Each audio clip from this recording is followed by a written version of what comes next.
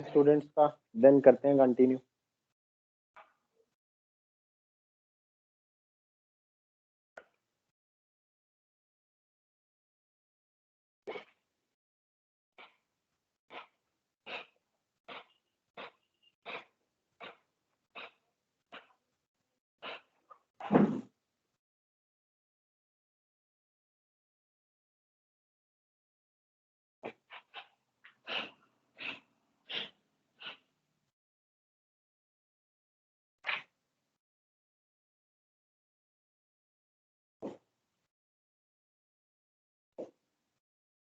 सुनाओ बेटा, अब अपनी हेडिंग लगा दो, ऑप्टिकल इंस्ट्रूमेंट्स।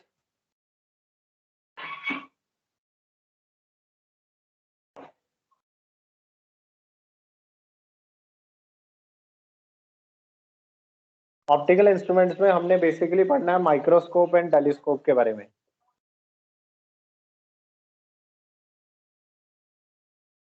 इन दो डिवाइसेस को पढ़ेंगे। माइक्रोस्कोप भी दो तरह के हैं, एक सिंपल माइक्रोस्कोप और दूसरा कंपाउंड माइक्रोस्कोप। और टेलीस्कोप भी दो टाइप्स के होंगे, एक रिफ्लेक्टिंग और दूसरा रिफ्रैक्टिंग। ये सब इंस्ट्रूमेंट पढ़ने से पहले हमें एक टर्म क्लियर करनी पड़ेगी, which is called visual angle. तो आप विजुअल एंगल की डेफिनेशन लिख लो बच्चे। It is the angle formed by, visual angle होता है, it is the angle formed by an object at our eye. It is the angle formed by an object at our eye kept at a certain distance. Kept at a certain distance. और basically distance के साथ visual angle change होता रहता है। Distance तभी मैंने लिखा है ना kept at a certain distance, क्योंकि डिस्टेंस के साथ विजुअल एंगल चेंज होता रहेगा। अब इसको ऐसे समझते हैं, मान लो कि यहाँ कोई एक ऑब्जेक्ट है, let's say this is height of object HO, और इस यहाँ से हमने कुछ डिस्टेंस d डिस्टेंस दूर, सपोज यहाँ कुछ पर्टिकुलर डिस्टेंस मान लो d1 डिस्टेंस दूर हमने एक एंगल, यहाँ पर हमारी आई है,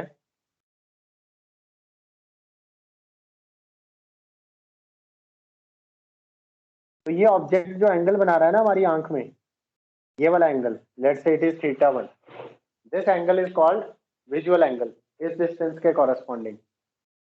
नाउ एक चीज ध्यान दो, अगर मैं इस ऑब्जेक्ट को उठा के थोड़ा क्लोज ले आऊं, मान लो ये ऑब्जेक्ट यहाँ आ गया, देखो ऑब्जेक्ट की हाइट अभी भी h0 है, ऑब्जेक्ट की हाइट अभी भी HO ही है, हाइट ऑफ ऑब्जेक्ट। लेकिन अब की बार ये जो एंगल बनाएगा ना हमारी आई पे, इस बार जो एंगल बनेगा हमारी आई पे वो बड़ा एंगल बनेगा। पिछली बार छोटा एंगल बन रहा था, लेकिन इस बार जो एंगल बनेगा वो बड़ा एंगल बनेगा, यहां से लेके यहां तक। तो दिस एंगल इज θ2, यानी यहां से लेके यहां तक ये पूरा डिस्टेंस d1 था और ये डिस्टेंस d2 है। तो हम देख रहे हैं कि जैसे जैसे डिस्टेंस चेंज हो रहा है वैसे वैसे विजुअल एंगल चेंज हो रहा है, जबकि ऑब्जेक्ट की हाइट सेम है। यस और नो? Yes sir. तो ऐसा नहीं है, विजुअल एंगल क्या होता है, चेंज होता रहता है डिस्टेंस के साथ साथ। अब इसका बहुत बड़ा रोल है विजुअल एंगल का पूरे ऑप्टिकल इंस्ट्रूमेंट में। अच्छा, अब मेरी बात ध्यान से, ऑब्जेक्ट की हाइट चेंज नहीं हुई लेकिन एंगल बड़ा है। आप देखते हैं कि आई के अंदर क्या चल रहा है बेटा, जितना बड़ा विजुअल एंगल होगा उतनी ही ज्यादा बड़ी इमेज दिखाई देगी हमें। आप ऐसे समझो, जैसे ये हमारी आई है, ऑब्जेक्ट हमसे इतनी दूर है, जैसे जैसे इस ऑब्जेक्ट को मैं अपने क्लोज लेके आऊंगा वैसे वैसे मुझे इस ऑब्जेक्ट का साइज बढ़ता चला जाएगा। मतलब अगर ऑब्जेक्ट हमारी आंखों से बहुत दूर है, ये डिस्टेंस d1 बहुत ज्यादा है, तो यही ऑब्जेक्ट हमें छोटा दिखाई देगा। और जैसे जैसे हम उस ऑब्जेक्ट को क्लोज लेके आएंगे, जब वो ऑब्जेक्ट हमारी आईज के क्लोज आ जाएगा, मान लो ये डिस्टेंस छोटा है, तो वो ऑब्जेक्ट हमें बहुत बड़ा दिखाई देगा। मतलब जैसे जैसे डिस्टेंस कम होगा वैसे वैसे ऑब्जेक्ट हमें बड़ा दिखाई देगा। ऐसा होता है, आपको पता है, लाइक जो सेलेस्टियल बॉडीज हैं, सन, स्टार या बहुत दूर कोई ऑब्जेक्ट है तो वो हमें छोटे दिखाई देते हैं, लेकिन जब हम एक्चुअली उनके पास जाएंगे या तो हमें समझ आएगा कि वो ऑब्जेक्ट का साइज बड़ा है। ऐसा इसलिए होता है क्योंकि वो ऑब्जेक्ट जब बहुत दूर होता है तो उसका विजुअल एंगल छोटा बनता है हमारी आंख में। तो विजुअल एंगल अगर छोटा बन रहा है तो हमें वो छोटा दिखता है। जब वो ऑब्जेक्ट हमारे पास आ जाता है फिर क्या होता है, उसका विजुअल एंगल बड़ा बनता है हमारी आंख में और फिर हमें वो ऑब्जेक्ट बड़ा दिखाई देता है। यहाँ तक मेरी बात समझ I student? Yes, sir. Good.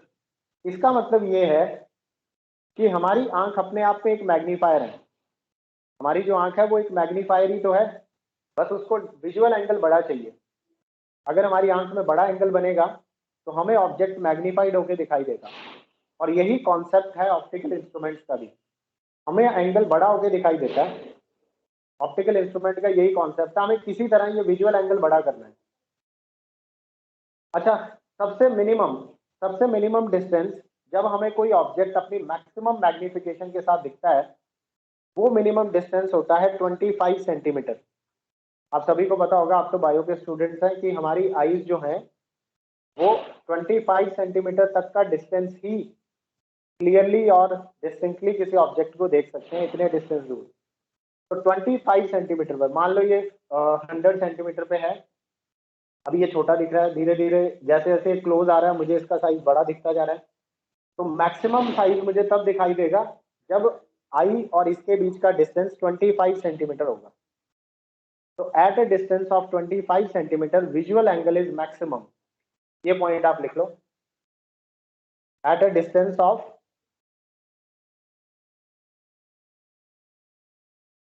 at a distance of 25 centimeter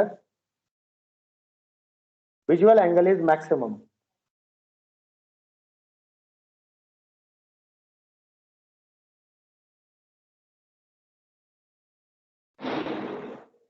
इस डिस्टेंस को हम लोग कहते हैं least distance of distinct vision. this distance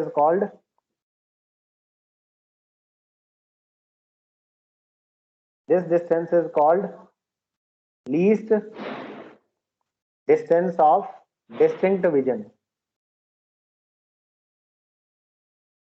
यहां पर हमें कोई भी ऑब्जेक्ट एक तो मैग्नीफाइड दिखता है, सबसे बड़ा मैग्नीफाइड इसी जगह पे दिखता है इतने डिस्टेंस पर, और हम उसको क्लियरली देख सकते हैं क्योंकि हमारी आई लेंस की मिनिमम फोकल लेंथ 25 सेंटीमीटर ही है। बच्चों यहाँ तक कोई डाउट है किसी को? ये बात क्लियर No, होगी? sir. Yes, okay, sir. तो इसको नोट कर लो, आगे चलते हैं। तो यही टर्म हमें चाहिए थी। इसके बाद आप लिखोगे, विजुअल एंगल को हम लोग दो कैटेगरीज में डिवाइड करेंगे। हाँ चलो, ये तो हो गया। अब हम लोग एक टर्म डिफाइन करते हैं, second important term, that is called magnifying power.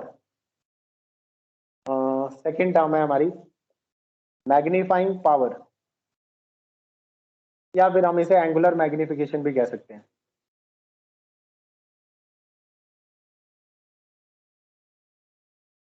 Magnifying power and angular magnification, इसको हम लोग डिनोट करेंगे कैपिटल एम से। फॉर्मूला इसका बीटा डिवाइडेड बाय अल्फा, ये इसका फॉर्मूला है। अब ये क्या चीज है? बीटा जो है यहाँ पे, this is visual angle made by final image, at our I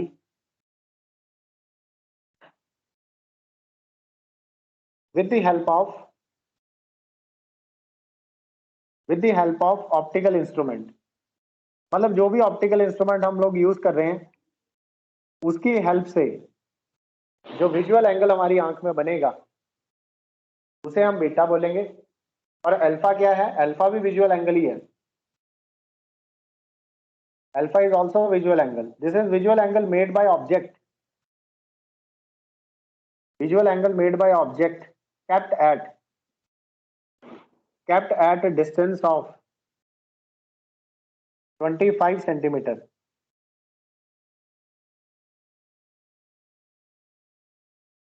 at our eye।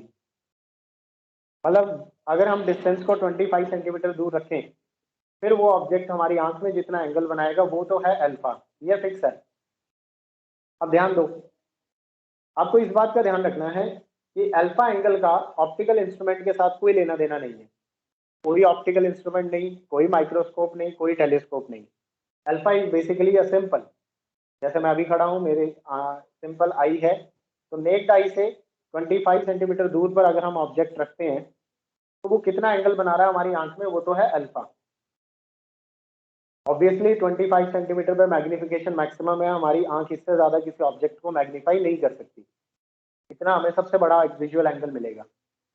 उसके बाद जो हम ऑप्टिकल इंस्ट्रूमेंट यूज करेंगे वो इस वैल्यू से कितना ज्यादा मैग्नीफाई कर सकता है हमारे ऑब्जेक्ट को, that is beta.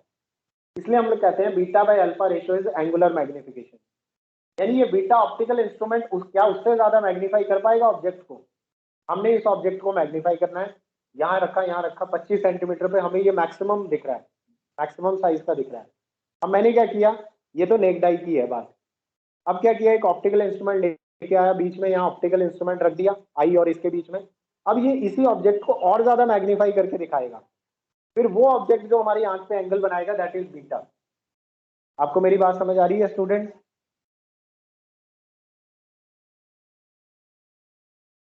Sir repeat. हाँ रिपीट कर देता हूँ। पहले तो आप ये लिख ही लो, बीटा क्या है और अल्फा क्या है, ये सेकंड टर्म है हमारी। ऐसे सिंपल सा एग्जांपल लेते हैं, नेक्ड आई है, कोई ऑप्टिकल इंस्ट्रूमेंट यूज नहीं किया, हालांकि मैंने यूज कर रखा है, लो हटा देता हूँ, ये एक तरह का ऑप्टिकल इंस्ट्रूमेंट है, इसको हटा दिया।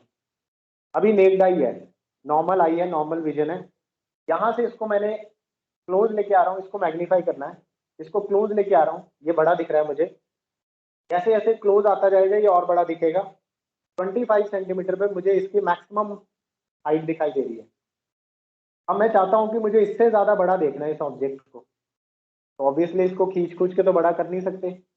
अब हम लोग क्या करेंगे, एक ऑप्टिकल इंस्ट्रूमेंट लेके आएंगे, मान लो ये ऑप्टिकल इंस्ट्रूमेंट है कोई, इसको मैं बीच में ले आया, मेरी आई और इसके बीच में ऑप्टिकल इंस्ट्रूमेंट आ गया।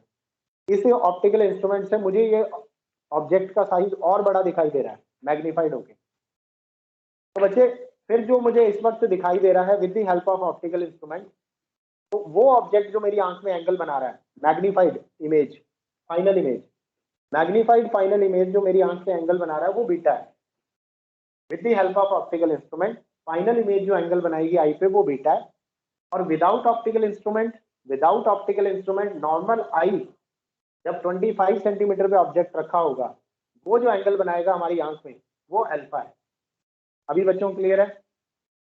Yes sir.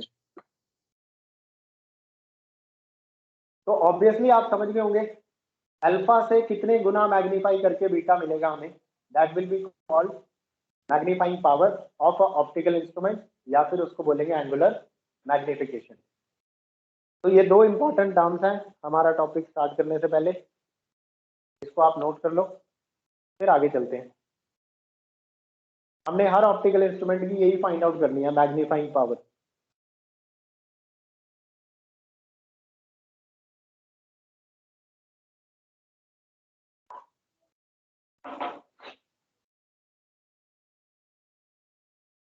डन बच्चों, रब कर दूं? Yes sir. Yes sir. Okay Yes, sir. Good good. Now अब हेडिंग लगा दो, सिंपल माइक्रोस्कोप। Simple microscope.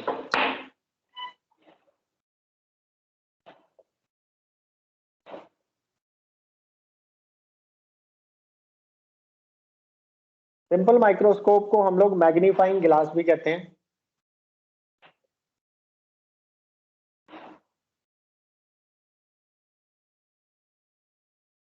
इसको आप लिखो, it is basically a convex lens. Simple microscope में लिखो, it is basically a complex convex lens.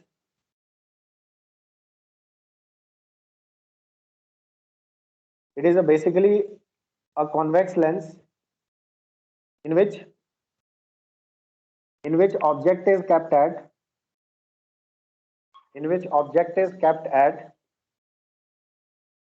kept between, in which object is kept between focus and optical center, F and O.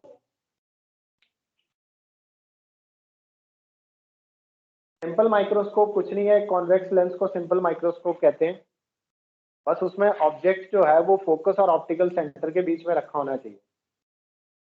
आपको तो पता ही होगा। मान लो ये हमारा कॉन्वेक्स लेंस है,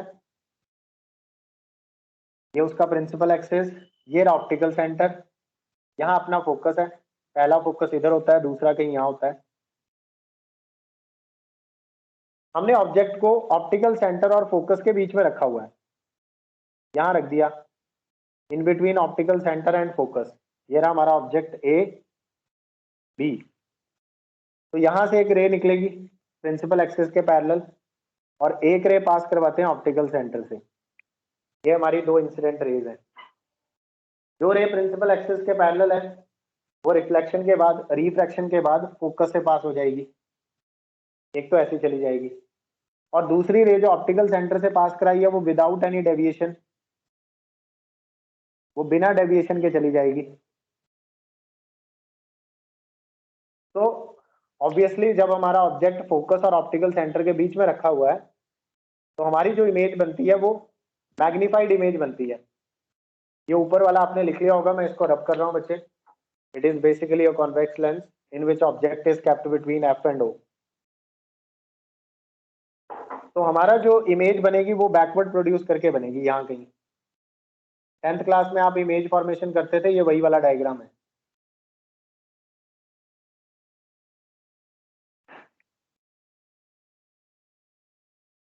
तो हमें इमेज यहाँ बनेगी, this is A dash and this one is B dash. ये बनी हमारी इमेज।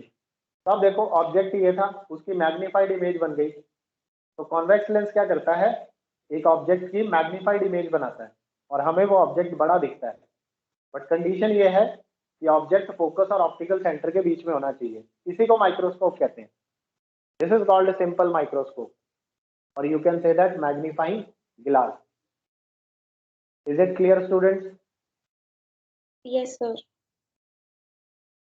अब हमने निकालना क्या है, एम ऑफ आवर टॉपिक, हम निकालना चाहते हैं इसकी मैग्नीफाइंग पावर। मतलब हम चाहते हैं कि बीटा बाय अल्फा की वैल्यू मिल जाए।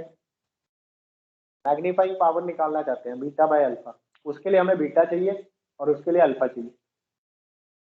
आओ देखते हैं, पहले बीटा फाइंड आउट करते हैं। बेटा ये हमारी फाइनल इमेज बनी, हमारी फाइनल इमेज ये रही। ऑब्जेक्ट हमारा यहाँ था। बेटा फाइनल इमेज जो हमारी आई पे एंगल बनाएगा, हम यहां से देख रहे हैं, यहाँ पर हमारी आई है, हम लोग यहाँ से देख रहे हैं। आई लेंस के बहुत क्लोज है, तो आप यही समझो ये हमारी आई ही है सारी। तो बेटा ये जो फाइनल इमेज जो हमारी आई पे एंगल बनाएगी, visual angle, that angle is called beta. यानी बीटा एंगल ये है। ध्यान से देखो, ये हमारी फाइनल इमेज है, ये हमारी आंख पे जो विजुअल एंगल बना रही है ये हमारी फाइनल इमेज है। ये हमारी आई पे यहाँ जो एंगल बना रही है दिस इज बीटा। बीटा क्या था बच्चे?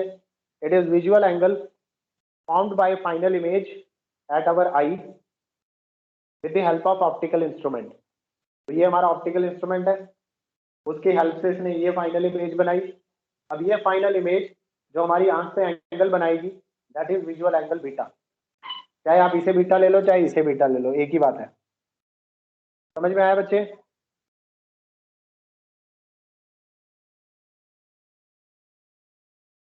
Yes, sir. ओके। अच्छा अल्फा कहाँ होगा? कोई मुझे बता सकता है अल्फा कहाँ होगा? The 25 centimeter. बिल्कुल, बहुत बढ़िया, आपने सही कहा। एक्चुअली अल्फा इस डायग्राम में हम दिखाई नहीं सकते। इस डायग्राम में हम अल्फा नहीं दिखा सकते क्योंकि अल्फा का कोई रिलेशन नहीं है ऑप्टिकल इंस्ट्रूमेंट के साथ। अल्फा अलग चल रहा है, अल्फा अलग चल रहा है। उसमें हमें ये ऑप्टिकल इंस्ट्रूमेंट यूज करने की जरूरत नहीं है, ये माइक्रोस्कोप लेंस वगैरह यूज करने की जरूरत नहीं है। दैट इज सिंपली नेक्ड आई, सिर्फ हमारी आंख है और ऑब्जेक्ट है, और वो ऑब्जेक्ट 25 सेंटीमीटर पे रखा हुआ है। वो जो एंगल बनाएगा हमारी आंख में दैट इज अल्फा, उसका कोई लेना देना नहीं है इस डायग्राम में, यहाँ सिर्फ हम बीटा दिखाएंगे। तो चलो बच्चे बीटा बीटा लगाते हैं। हम लोग बीटा कैसे कैलकुलेट करें, हम लोग निकालेंगे tan बीटा। ट्राइंगल ले लो, ट्राइंगल ले लो, triangle A B, triangle A O B या O A B triangle. In triangle O A B if I calculate tan beta, it is perpendicular upon base, perpendicular AB है, base AO है, perpendicular is AB and base is AO। तो बेटा this is tan beta, और आपको पता है angle छोटा हो बीटा इज स्मॉल, तो tan beta is approximately equal to beta. ये हम काफी बार यूज कर सकते हैं। For small beta tan beta, for small beta tan beta is approximately equal to beta, so we can write beta is equal to AB by AO। तो बच्चे beta यहाँ से आएगा AB डिवाइडेड बाय AO, तो हमें beta तो मिल गया, beta मिल गया। अब बच्चे हम लोग निकालेंगे अल्फा। बीटा मिल गया, अब अल्फा निकालेंगे। अल्फा के लिए क्या करना है, कुछ नहीं करना। अल्फा के लिए हमने अपना ऑब्जेक्ट लेना है, ऑब्जेक्ट की हाइट AB है, और हमने 25 सेंटीमीटर यानी कैपिटल D डिस्टेंस पर 25 सेंटीमीटर दूर रखना है इस ऑब्जेक्ट को अपनी आई से। 25 सेंटीमीटर दूर रखना है। फिर ये जो हमारा ऑब्जेक्ट है AB, यही वाला, ये हमारी आई पे जो एंगल बनाएगा that angle is alpha, that visual angle is alpha. इसका कोई रिलेशन नहीं है विद ऑप्टिकल इंस्ट्रूमेंट, ये अलग चलता है। तो बच्चे व्हाट इज अल्फा नाउ, फिर से हम इस ट्राइंगल में tan अल्फा निकालेंगे। तो बेटा tan अल्फा आएगा परपेंडिकुलर AB, और बेस है हमारा कैपिटल D, तो ये है tan alpha is approximately equal to alpha, तो we can write AB is equal to AB upon capital D is equal to alpha. तो ये हमें अल्फा मिल गया। या स्टूडेंट्स कोई डाउट? No, sir. तो अब हमें बीटा मिल गया, अल्फा मिल गया, अब मैग्नीफाइंग पावर आ जाएगी आराम से। तो therefore magnifying power is equal to beta by alpha. तो बेटा बीटा की वैल्यू थी AB बाई AO, ये डाल दी, डिवाइडेड बाय अल्फा। अल्फा की वैल्यू है AB बाई D, अल्फा की वैल्यू है AB डिवाइडेड बाई D, तो AB से AB कट जाएगा, मैग्निफिकेशन आ जाएगी D बाई AO, और AO जो है that is our object distance. ये हमारा ऑब्जेक्ट डिस्टेंस है, आपको याद है ना AO, ये हमारा ऑब्जेक्ट था, इसका ऑप्टिकल सेंटर से जो डिस्टेंस है उसे U कहते हैं। तो इसलिए बेटा हमारे मैग्निफिकेशन का हमें फॉर्मूला मिल गया, magnification is equal to D by U। तो ये हमारा फॉर्मूला है। इज इट क्लियर बच्चों, कोई डाउट? Yes, sir. तो फाइनली मैग्निफिकेशन, हाँ जी बेटा दिखाई दे रहा है वो वहां पे रिफ्लेक्शन आ रही है, दिख रहा है आपको सभी को? Yes, sir. ओके, तो मैग्निफिकेशन आ गई D बाई U। चलो ठीक है, इतना नोट कर लो, ये है सिंपल माइक्रोस्कोप की मैग्नीफाइंग पावर।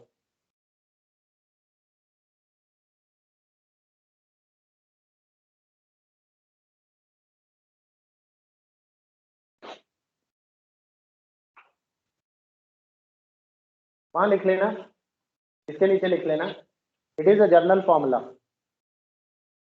ये जो मैग्निफिकेशन है D बाई U, ये एक जर्नल फॉर्मूला है। सिंपल माइक्रोस्कोप की मैग्नीफाइंग पावर ऐसे निकलती है, तो लिख लेना it is a journal formula. बाकी हम लोग जब यूज करते हैं तो उसको दो अलग अलग केसेस में यूज कर सकते हैं। मतलब यूज तो हम एक ही केस करते हैं, बट हमारे सिलेबस के अकॉर्डिंगली हमने 2 केसेस डिस्कस करने हैं अभी। वो जर्नल फॉर्मूला है, उसी को मॉडिफाई करेंगे 2 अलग अलग केसेस के लिए, और उन 2 केसेस में से एक केस हम लोग प्रैक्टिकली यूज भी करते हैं किसी छोटी सी चीज को बड़ा करके देखने के लिए। तो बेटा इतना नोट हो गया सबका? ठीक है, डन।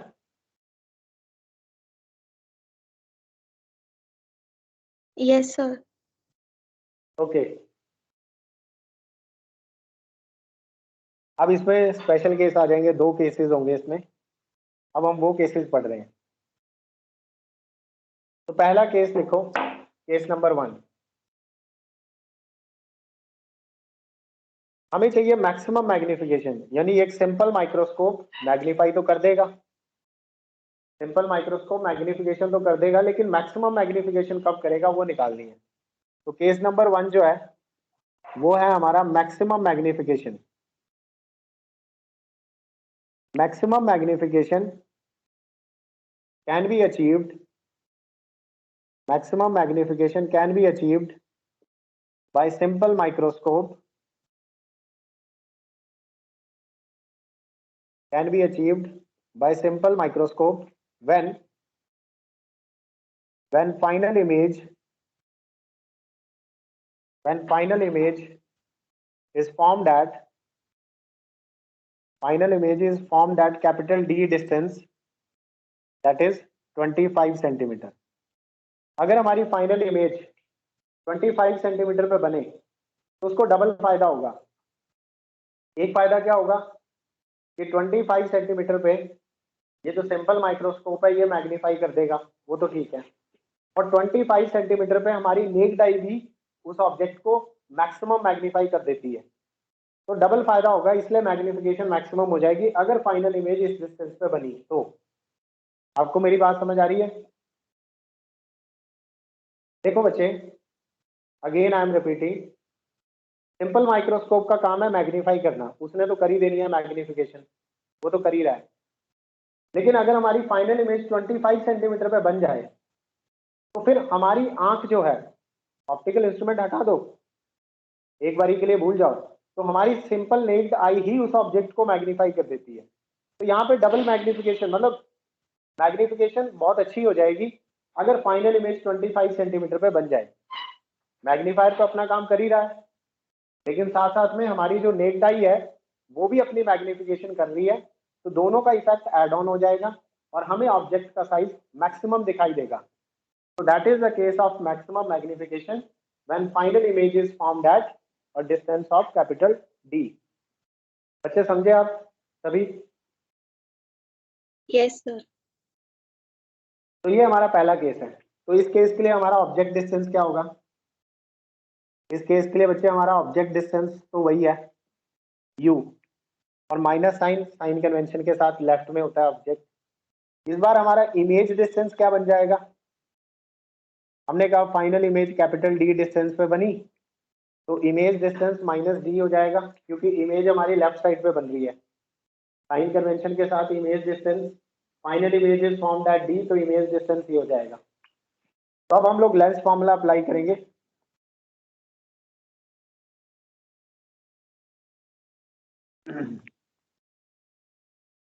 अप्लाइंग लेंस फॉर्मूला, तो 1/f is equal to 1/v minus 1/u।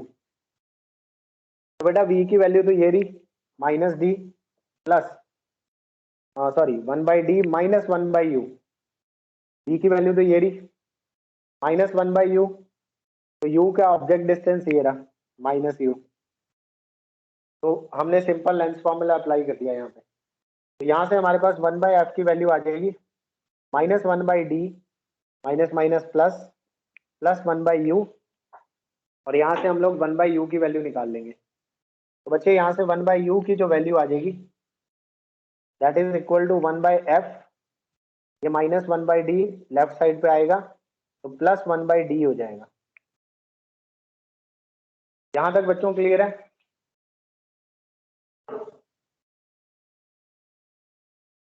Yes, sir. Now हमें चाहिए मैक्सिमम मैग्निफिकेशन। अब वो जो जर्नल फॉर्मूला है उसमें वैल्यू डाल देंगे। देखो हमने निकाला था, ये होता है formula d divided by you. तो यहाँ पे ये जो u की वैल्यू है 1/u की जो वैल्यू है ये वहां डाल देंगे। तो मैक्सिमम मैग्निफिकेशन जो हमें मिलेगी, magnification maximum, it is equal to d divided by 1/d। d by U को हम लोग ऐसे भी लिख सकते हैं, d into 1/u। d by U को हम लोग d इंटू 1/u लिख सकते हैं, और 1/u की वैल्यू ये रही। तो 1/u की वैल्यू डाल देंगे तो हमें मैक्सिमम मैग्निफिकेशन मिल जाएगी 1/f plus 1/d, 1/f plus 1/d। अंदर मल्टीप्लाई करेंगे, ये बन जाएगा d by F plus d by D, d से d कट जाएगा तो हमारे पास बनेगा d बाई एफ प्लस 1। तो बच्चे this is formula of maximum magnification produced by a simple microscope. Check करो कोई स्टेप अगर ना समझ आए तो दिस इज मैक्सिमम मैग्निफिकेशन। एक सिंपल माइक्रोस्कोप की मैक्सिमम मैग्निफिकेशन का फॉर्मूला है 1 प्लस डी बाई एफ।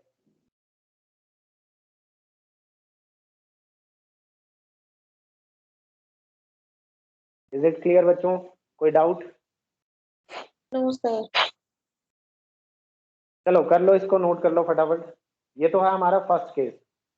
अब हम लोग निकालेंगे मिनिमम मैग्निफिकेशन।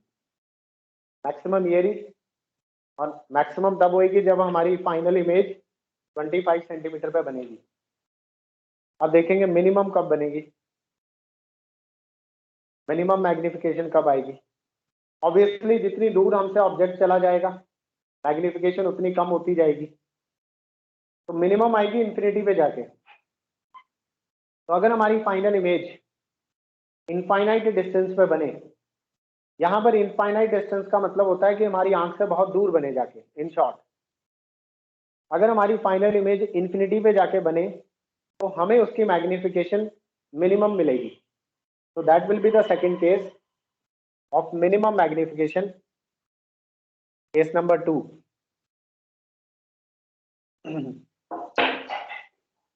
केस नंबर 2 में लिखना बेटा, minimum magnification is achieved when final image is formed at infinity। अगर फाइनल इमेज इंफिनिटी पे बने तो हमें मैग्निफिकेशन की मिनिमम वैल्यू मिलेगी। बच्चे इस केस को कहते हैं केस ऑफ नॉर्मल एडजस्टमेंट। ये जो केस नंबर 2 है, it is also called case of normal adjustment. अगर आपको कभी ऐसे बोले ना कि एक सिंपल माइक्रोस्कोप है, उसको हमने नॉर्मल एडजस्ट कर रखा है, तो नॉर्मल एडजस्ट करने का मतलब है कि हमने जो फाइनल इमेज अचीव करवाई है वो इंफिनिटी पे अचीव करवाई है, और हमें जो मैग्निफिकेशन मिलेगी वो मिनिमम मिलेगी। It is also called case of normal adjustment. आओ फिर इस केस में क्या होने वाला है देखते हैं।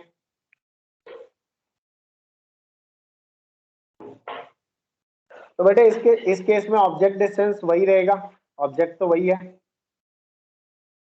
ऑब्जेक्ट डिस्टेंस तो वही है u। अब देखते हैं इमेज डिस्टेंस क्या हो जाएगा। अच्छा, साइन कन्वेंशन के साथ माइनस u। इस बार इमेज डिस्टेंस इंफिनिटी रहेगा क्योंकि हमारी फाइनल इमेज बनेगी इंफिनिटी पे। फिर हम लोग लेंस फॉर्मूला अप्लाई करेंगे, फिर से वही अप्लाइंग लेंस फॉर्मूला।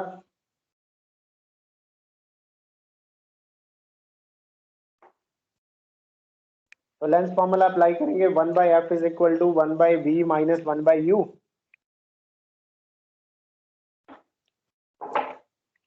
तो 1/f is equal to 1/v, v यानी कि इमेज डिस्टेंस जो कि इंफिनिटी है, माइनस 1/u, यानी 1 डिवाइडेड बाय माइनस u। तो बेटा 1/इंफिनिटी तो हो जाता है 0 और माइनस माइनस हो जाता है प्लस, तो 1/f की वैल्यू आ जाएगी 1/u के इक्वल। अब ये 1/u की वैल्यू उठा के जर्नल फॉर्मूला में डाल देंगे। जर्नल फॉर्मूला है, हमें मिनिमम मिलेगी इस बार मैग्निफिकेशन, तो minimum magnification is equal to D into 1/u। D upon U को ऐसे लिख दो और 1/u की जगह 1/f डाल दो। तो बेटा मिनिमम मैग्निफिकेशन का जो हमारे पास रिजल्ट आया that is d into 1/f which is d/f। तो this is minimum magnification. Minimum magnification is d/f। हाँ जी बच्चों, समझ आ गया सबको?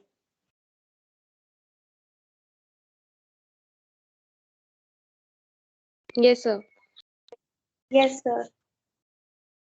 Okay good.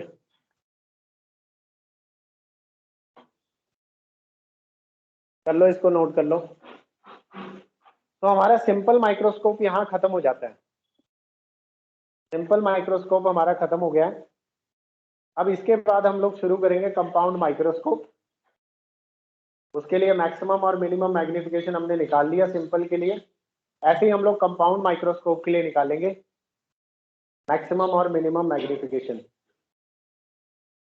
चलो वो तो तब देखेंगे जब आएगा, अभी के लिए इतना नोट कर लो।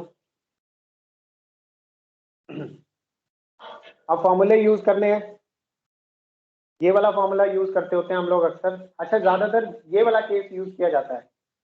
इंटरेस्टिंग बात ये है, अभी समझाता हूँ। ये आपने लिख लिया होगा तो मैं इसको हटा दूं।